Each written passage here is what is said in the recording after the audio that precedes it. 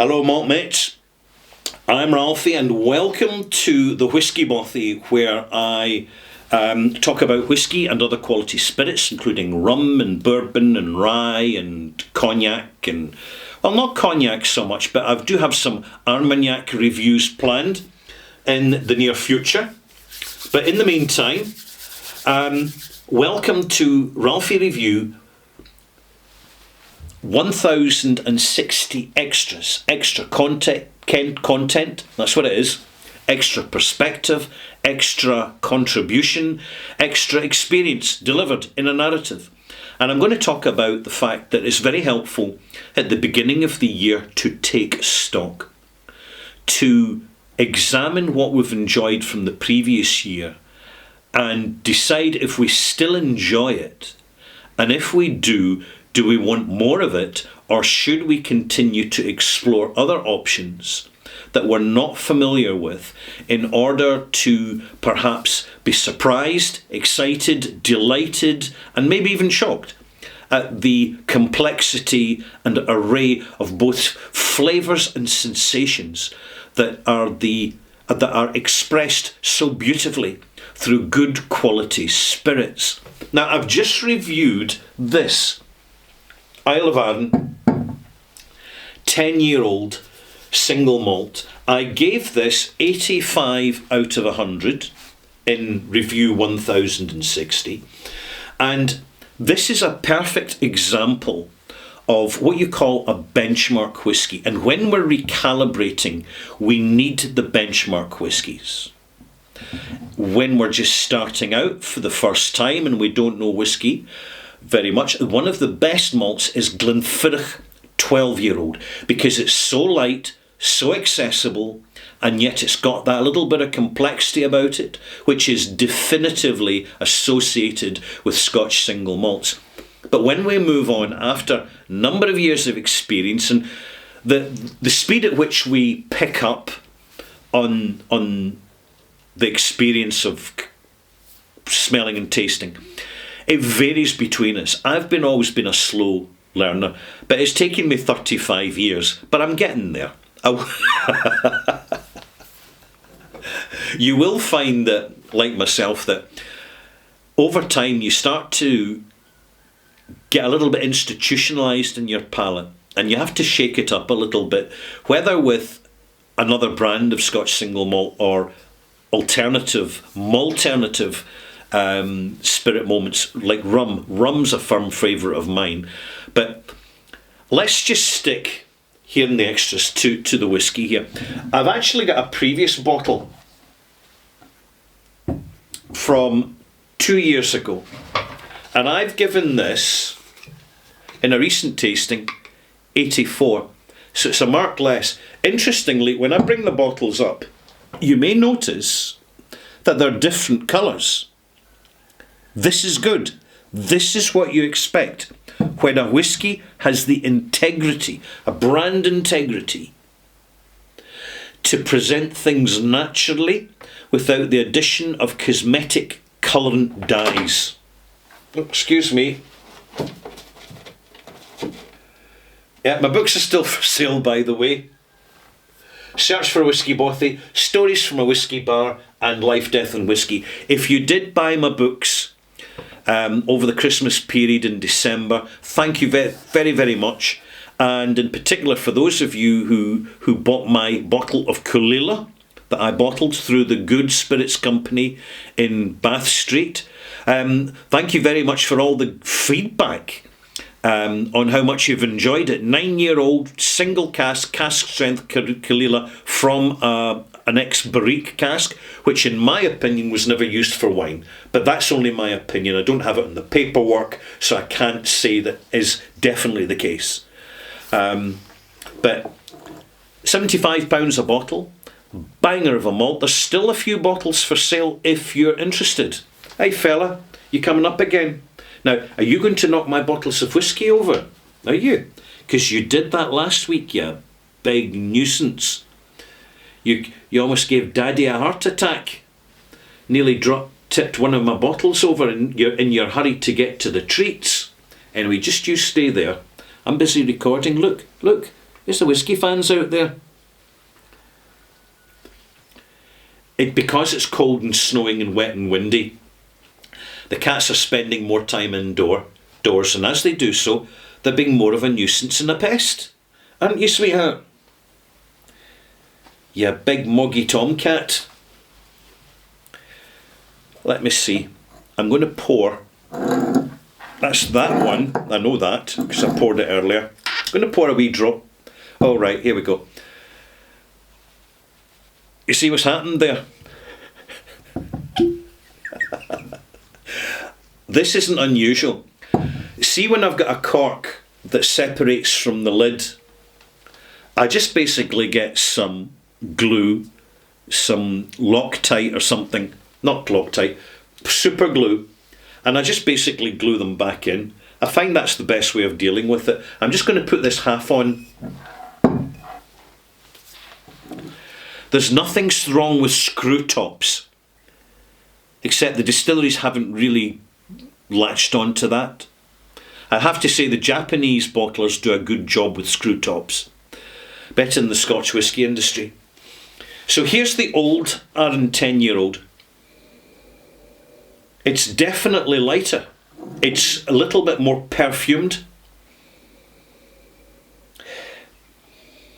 This is why we buy a new bottle of our favourite malt before we've finished the old bottle of our favourite malt, or a popular malt in our stash, because it's the only opportunity we have to compare and contrast, and this is hugely important as we recalibrate our palate. It happens so often that people will buy a bottle of whiskey having finished the previous one several months ago, and then they pour a new glass of the new one and say, oh, it's not the same, it's not as good, I'm a bit disappointed. But in fact, they may be right, but alternatively, it may be the whiskey's just a little bit different and they need the palate to recalibrate to it because the quality is still intact.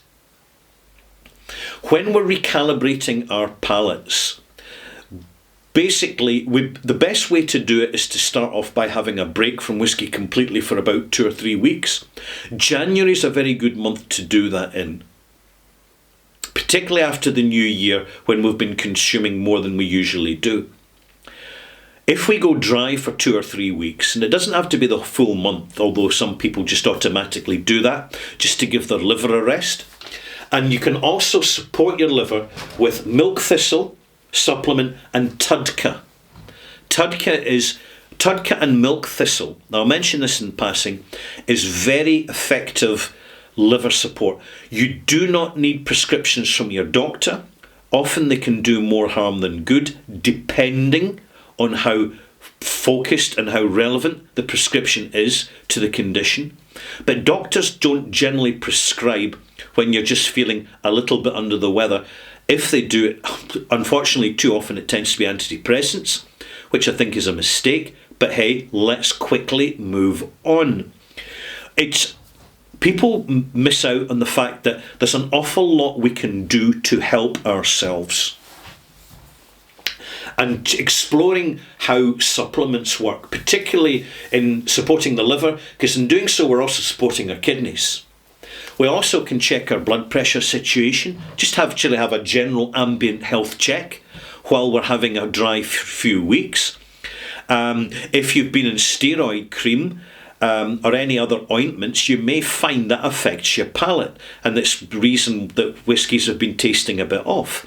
Another reason is that you've been consuming too much, too consistently, for too long a period, and in fact you're experiencing palate fatigue, where the brain is saying, oh, I'm fed up with all this repetitive strain injury from having to smell this alcohol and taste this alcohol repeatedly night after week after month after years, and it just starts to shut down. It happens to the experts. When they go on holiday, by the way, when master blenders go on holiday, they never touch whiskey. They just want to be completely away from it. And if they're bothered with anything at all, it'll be a gin and tonic. So they're recalibrating their palates. We need to recalibrate our palates, and drinking more water, reviewing the quality of the food that we consume, reviewing our general level of overall health, because good health creates good sense of smell, good sense of taste. When we're consuming, when we're not sleeping enough, right? When we're not exercising enough, when we are too housebound, particularly in winter months and cold climates, with all the air conditioning, central heating, internal fragrances, from everything from fabric conditioner in the washing machine to air fresheners being used in the front room, plug-in Glade type things, which I highly recommend you don't have. Every home has its own natural smell, and it shouldn't be masked over either with joss sticks or artificial chemicals. And also Blueloos and bleaches in bathrooms. There's far too much use of that. We don't notice it because it's constantly familiar in a part of our environment. But over time, it starts to affect us. I mean, I'll tell you a story about when I was young. One of my pals at college, his uncle was a shepherd.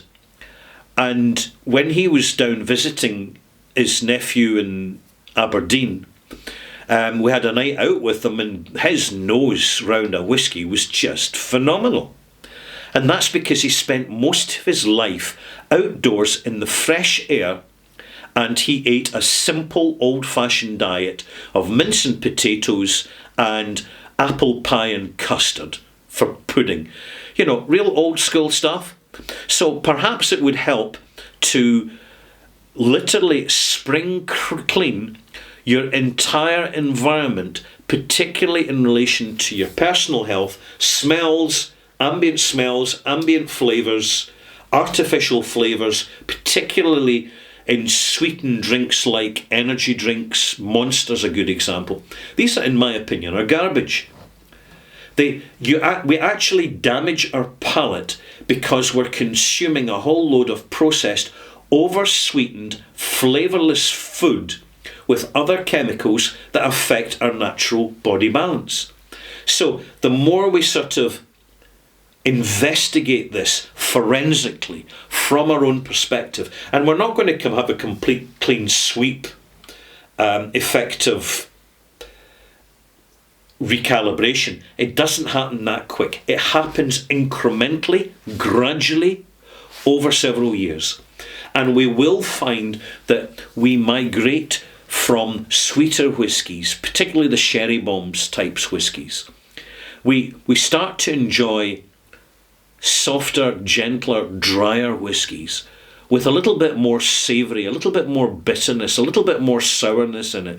When we de-sweeten our over-sweetened palate, our contaminated palate, then it certainly helps. This is a major challenge, by the way, for the whisky industry with young people, the millennial generation, who have a super sweet, saturated palate. From the moment they were born and started, eating the food supplied by the food industry, loaded with sugar. They're so tuned into the sweetness that anything even dry is completely astringent to them, and they can't cope with it. They couldn't cope with this or this. There's just too much flavour going on, too much sensation. So they've got seriously contaminated palates, and when they're consuming alcohol, if they even want to do it anymore, because there's this anti-alcohol culture cropping up in young people called sober curious. You've probably heard of it, particularly if you're in the US, and particularly if you're in California, because that's where all these fads start. Am I wrong? No. So what have we got between these two whiskies? We've got the older version of the Arran, the newer version of the Arran. Both have clear integrity, straightforward, easy reading labels, and importantly, Braille. Both labels have got Braille, so that if you are sight challenged in any way, even partially, and you know Braille, you're going to be able to know exactly what's in this bottle.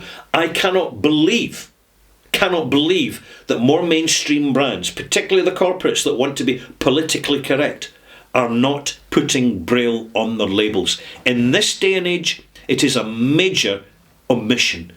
Well done, Arran. You really stand out as being far more socially conscious and inclusive in the way you present your label with this Braille. And even those that can't read Braille, we understand the significance of it. We may have perfectly good sight, but we appreciate it as well, because it's an inclusivity, and there needs to be more of that in what is a far too conservative, fuddy-duddy industry that needs to move with the times.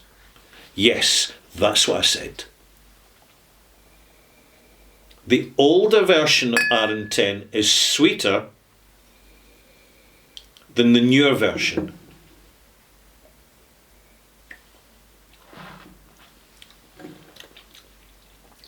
It's presenting ourselves these challenges.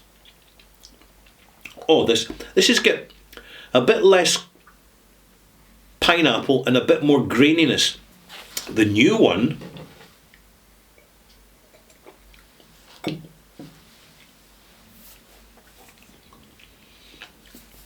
unmistakably the same distillery.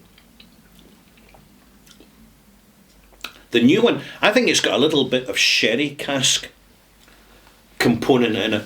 It's got that kind of raisiness, and also I'm spotting the additional sensation elevation in the sour and the bitter, which also can frequently come from ex-sherry casks.